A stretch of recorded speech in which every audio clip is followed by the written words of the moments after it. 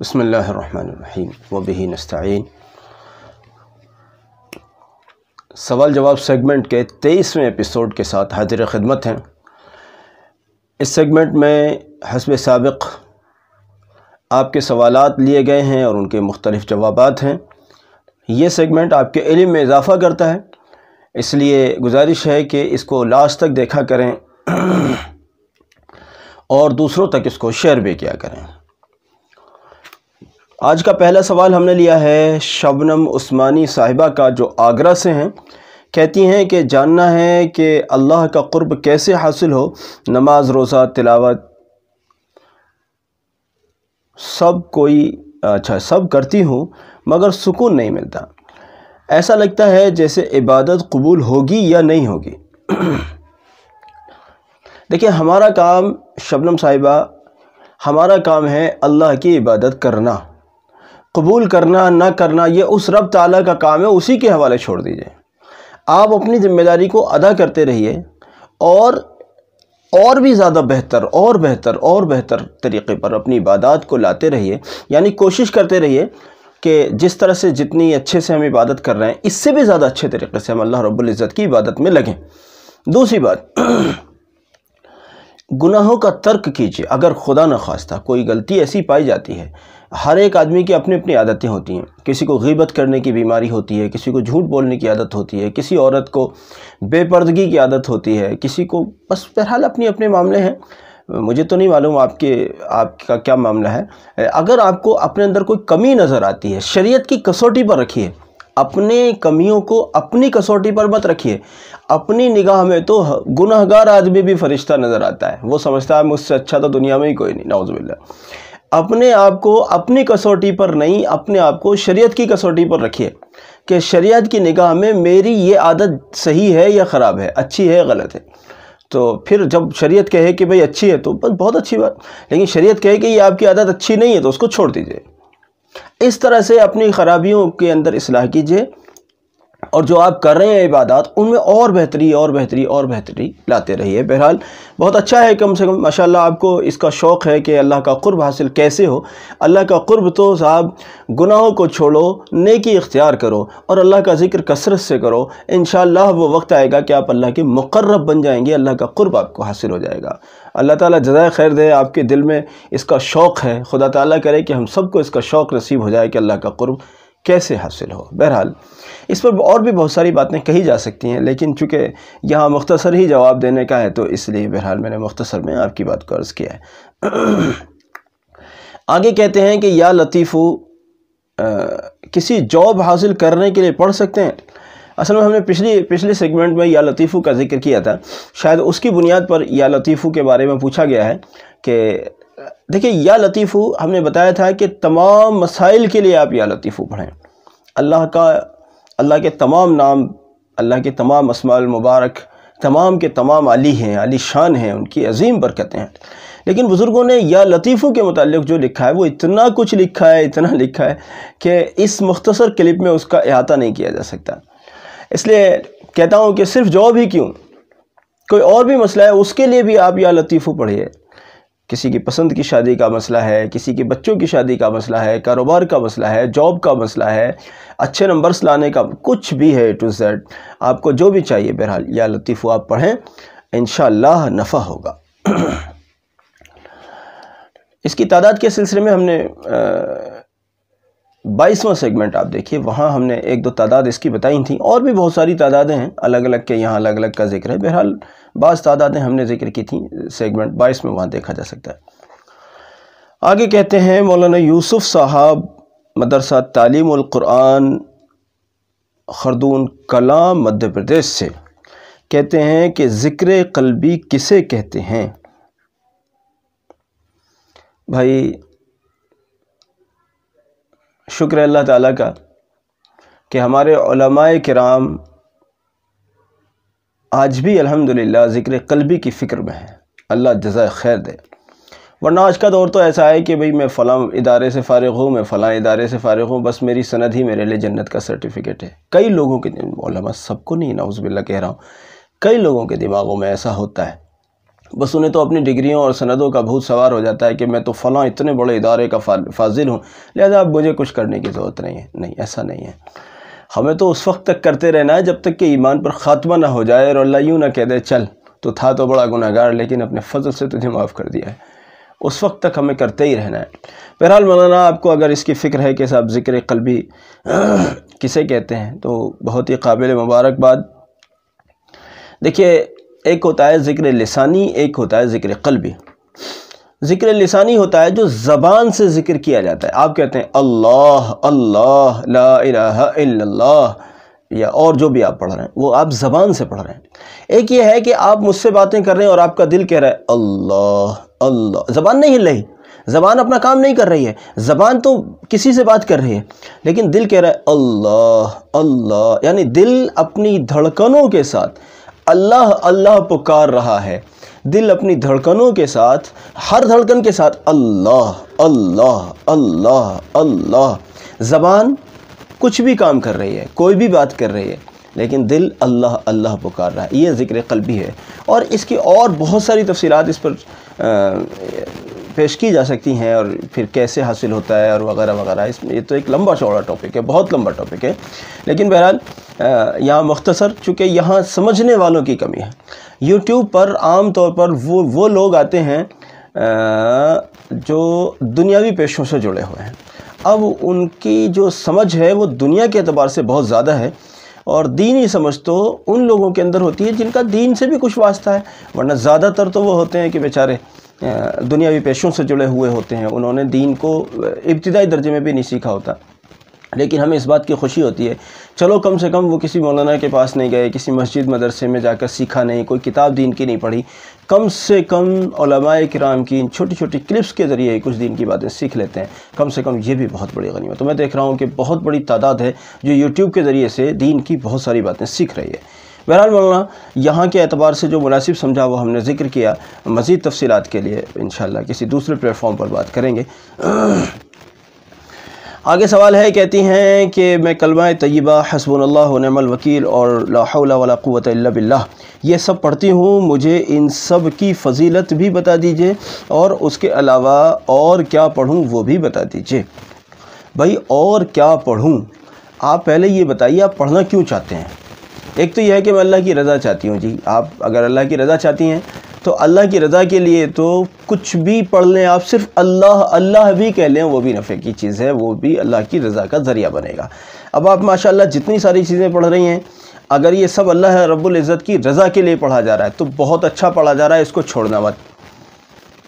لیکن اگر کوئی خاص مقصد ہے تو پھر خاص مقصد کے لیے بھی آپ جیسے اس میں حسبنا اللہ و نعم الوکیل پڑھ رہے ہیں یا لا حول ولا قوت الا باللہ العلی العظیم پڑھ رہے ہیں، اس سے آپ کی دعائیں بھی قبول ہوں گی، آپ کے مقاصد حل ہوں گے۔ آپ لا الہ الا اللہ پڑھ رہے ہیں، اس سے آپ کے دل کی ظلمتیں ختم ہوں گی، آپ کا چہرہ بھی نورانی بنے گا، آپ کا دل بھی نورانی بنے گا، آپ کے لیے انشاءاللہ جنت میں جانے کا ذریعہ بھی بنے گا۔ کہ حدیث شریف میں ہے کہ جو شخص 100 مرتبہ لا الہ الا اللہ پڑھ لے، زمین و آسمان کے درمیان جو اسپیس دیکھ رہے ہیں نا آپ، یہ سارا اسپیس نیکیوں سے بھر جاتا ہے لا الہ الا اللہ 100 مرتبہ پڑھنے سے۔ حسبنا اللہ و نعم الوکیل کے لیے فرماتے ہیں کہ حسبنا اللہ و نعم الوکیل تو اسم اعظم ہے، جس بھی بڑے سے بڑے مقصد کے لیے پڑھا جاتا ہے کبھی بھی رد نہیں ہوتا۔ اللہ کے فضل سے میں نے آج تک جس بھی بڑے سے بھی بڑے مقصد کے لیے پڑھا ہے، الحمدللہ میرے رب نے مجھے مایوس نہیں کیا ہے۔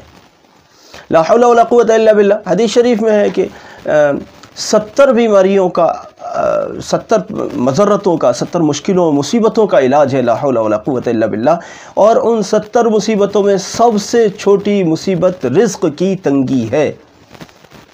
ایک صحابی رضی اللہ عنہ تشریف لائے کہ یا نبی اللہ صلی اللہ علیہ وسلم فرمائیے میرا فلاں عزیز قید میں ہے کہ لا حول ولا قوت الا باللہ کثرت سے پڑھو، کثرت سے لا حول ولا قوت الا باللہ پڑھا۔ اس بندہ قیدی کی، وہ قیدی بندے جو تھے، وہ صاحب جو قید میں تھے، اللہ کی قدرت سے ان کی زنجیریں جن سے ان کو باندھ رکھا تھا وہ زنجیریں بھی کھل گئیں، اور باہر ان کے اونٹ کھڑے ہوئے تھے، ان سارے اونٹوں کو بھی ہانک لائے، پتہ چلا قید سے رہائی بھی ملی اور رزق بھی ملا۔ تو یہ تو چیزیں ایسی ہیں۔ اب رہ گئی بات کہ کچھ اور بتا دیجئے، بھئی کچھ اور پڑھنے کی پہلے آپ وجہ بتائیے۔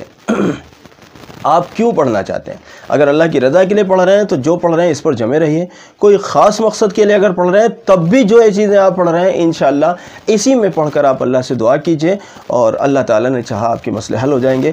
پھر بھی ایک چیز میں بتا دیتا ہوں، اس میں آپ درود شریف کا اضافہ کیجئے، درود شریف کا اضافہ کیجئے، درود شریف اور پڑھیے، کثرت سے پڑھیے، خوب پڑھیے، ہزاروں میں پڑھیے، لاکھوں میں پڑھیے، کروڑوں میں پڑھیے۔ درود شریف کو تو بس اس کی کوئی لمٹ ہی نہیں ہے، اس کو تو کروڑوں کی تعداد میں پڑھیے، اور گناہوں سے بچ کر پڑھیے، نیکیوں کے راستے کو اختیار کر کے پڑھیے، لایانی جو اپنے اندر پایا جاتا ہے اس لایانی سے بچ کر پڑھیے۔ آپ دیکھیے گا آپ کی زندگی میں نور آ جائے گا، آپ کسی اللہ والے سے جڑے رہیے گا شرعی حدود میں رہ کر، جو شرعی حدود کا مطلب پردے وغیرہ کی رعایت کے ساتھ جڑے رہیے گا۔ بہرحال اللہ تعالیٰ آپ کی مدد فرمائے، مزید ترقی عطا فرمائے۔ اگلا سوال ہے، کہتے ہیں کہ حیض اگر 10 روز کے بعد بھی آتا ہے تو کیا کریں؟ بھائی وہ حیض ہی نہیں ہے۔ حیض جو ہوتا ہے، حیض مطلب ایم سی کم سے کم 3 دن اور زیادہ سے زیادہ 10 دن۔ اگر 10 دن سے اوپر آتی ہے تو پھر وہ حیض نہیں ہے بلکہ وہ استحاضہ ہے، وہ بیماری ہے، اور پھر اس کی دوائی وغیرہ لینی چاہیے اور نماز کو شروع کر دینا چاہیے۔ اس کی مزید تفصیل کے لیے بہشتی زیور کو ملاحظہ فرمائیں، بہشتی زیور میں اس کی پوری ڈیٹیلز موجود ہیں۔ اچھا جی، اگلا سوال ہے، دارالعلوم دیوبند کا فتویٰ آیا کہ لال خط ناجائز ہے، تو اس کے لکھنے والے تو سب امام لوگ ہی ہوتے ہیں، تو کچھ بات سمجھ نہیں آئی، آپ صحیح وضاحت فرمائیں۔ بھائی سوال تو بڑا دمدار ہے آپ کا، کہ دارالعلوم دیوبند ایک چیز کو ناجائز کہہ رہا ہے اور دارالعلوم دیوبند کا نام لے کر امامت کرنے والے کئی لوگ لال خط لکھنے کے لیے جا رہے ہیں۔ تو جب کوئی مولانا صاحب لال خط لکھنے آئے نا، یا آپ کی مسجد کے امام صاحب لال خط لکھنے آئے، تو ان سے لال خط بعد میں لکھوانا، پہلے ان کو بٹھا کے یوں پوچھنا کہ دارالعلوم دیوبند کے فتوے کو نہیں مانتے آپ؟ جب دارالعلوم دیوبند نے ایک چیز کو ناجائز کہا ہے تو آپ کیسے کر سکتے ہیں اس کام کو؟ پہلے ان سے یہ سوال کیجئے گا، یہ ذمہ داری آپ کی بھی ہے۔ اور جو امام صاحب دارالعلوم دیوبند کے فتوے کو نہیں مان رہے ہیں ان کو بس اب میں کیا کہوں، مجھے ڈر لگتا ہے یہ مولوی لوگ میرا بائیکاٹ نہ کر دیں، اللہ کی پناہ۔ بہرحال دارالعلوم دیوبند نے جو آج کہا ہے نا، وہ اب سوشل میڈیا کے ذریعے سے شہرت میں آ گیا ہے وہ فتویٰ، ورنہ تو دارالعلوم دیوبند کا اس عنوان پر فتویٰ بہت پرانا ہے۔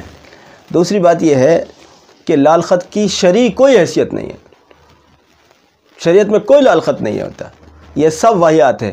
اور یہ میں ذرا جرت کر رہا ہوں، معذرت چاہتا ہوں، جو علماء حقہ ہیں وہ تو اس کو ناجائز ہی کہتے ہیں، لیکن یہ اپنی امامتوں کو بچانے کی فکر کرنے والے یہ امام لوگ، کہیں متولی صاحب ناراض نہ ہو جائیں، کہیں نمازی صاحب ناراض نہ ہو جائیں، یہ آج اس کے گھر پر قرآن خوانی، کل کو اس کے گھر پر لال خط، یہ اپنی امامتوں کو بچا رہے ہیں، ان کو شریعت سے کوئی لینا دینا نہیں ہے اس عنوان پر کہ صاحب شریعت کے خلاف ہو یا شریعت کے موافق ہو، ان کو تو امامتیں بچانی ہیں۔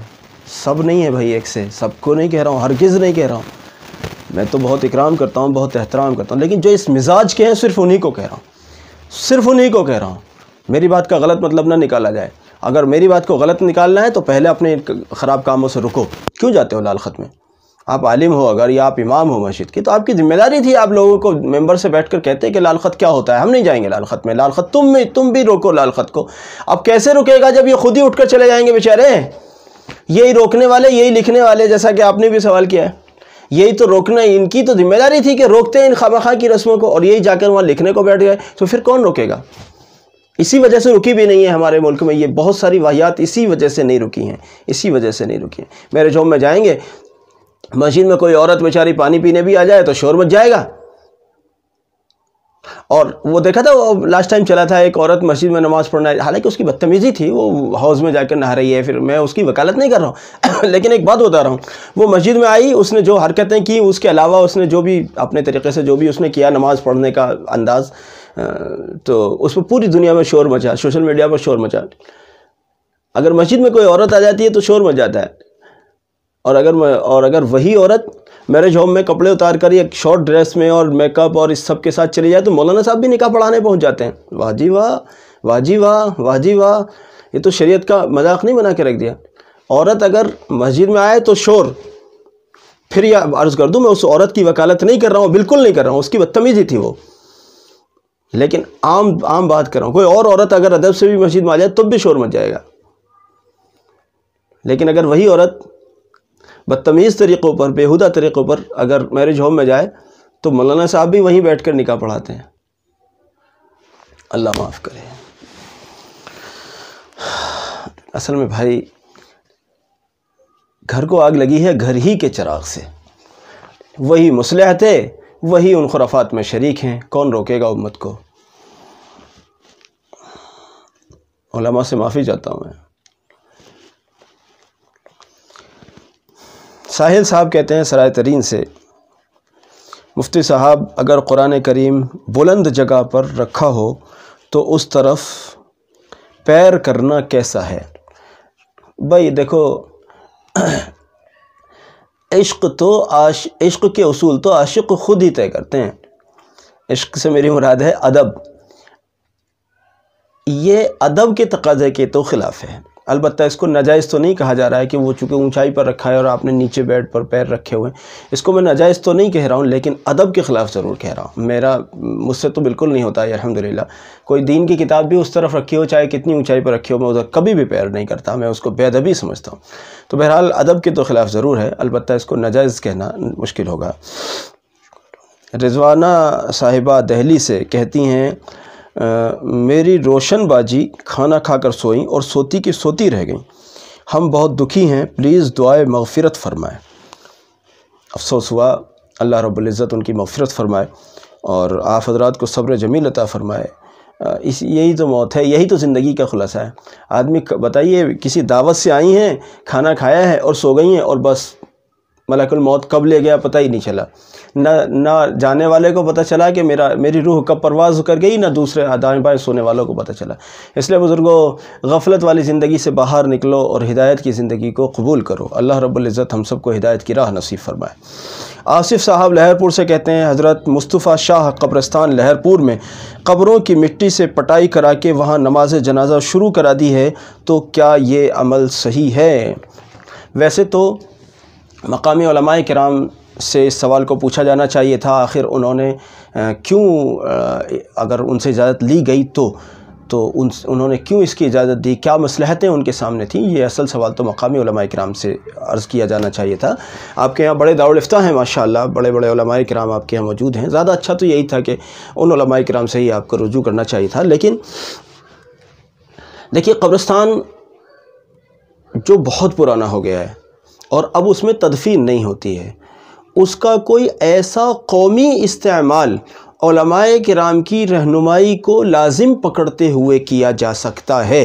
علماء کرام کی رہنمائی اس لیے کہہ رہا ہوں کہ جائز تو کچھ اور تھا، آپ نے کر لیا کچھ اور، یعنی کرنا تو اس میں کچھ اور چاہیے تھا، آپ نے بنا لیا کچھ اور، اس لیے علماء کرام کی رہنمائی کو لازم پکڑنے کی بات عرض کر رہا ہوں۔ اب جہاں تک اس میں اس کی نماز جنازہ کی بات ہے، تو دیکھیے بے وجہ ایسا نہیں کیا جا سکتا، البتہ اس کی مصلحتوں کے سلسلے میں پھر آپ کو علماء مقامی سے ہی رجوع کرنا چاہیے، کیونکہ میں علماء مقامی کی بات اس لیے کر رہا ہوں، ان کے سامنے ساری ڈیٹیلز ہیں، میرے سامنے پوری تفصیلات نہیں ہیں۔ قبرستان یہ شاید میں نے دیکھا ہوگا، لیکن مصطفیٰ شاہ قبرستان کر کے انہوں نے بتایا ہے، مجھے ایسے نہیں سمجھ آ رہا ہے کہ کون سا قبرستان ہے، وہاں کی کیا مصلحتیں تھیں، کیوں انہوں نے اس طرح کا کیا ہے، وہاں جگہ نہیں تھی یا بہرحال اس قبرستان میں تدفین نہیں ہوتی تھی یا اور کوئی مجبوری تھی، وہ مجھے معلوم نہیں ہے، یا تو تفصیلات لکھیں ورنہ پھر مقامی علماء کی طرف جائیں۔ بہرحال بہت شکریہ، آج کا یہ ہمارا سیگمنٹ یہیں ختم کرتے ہیں۔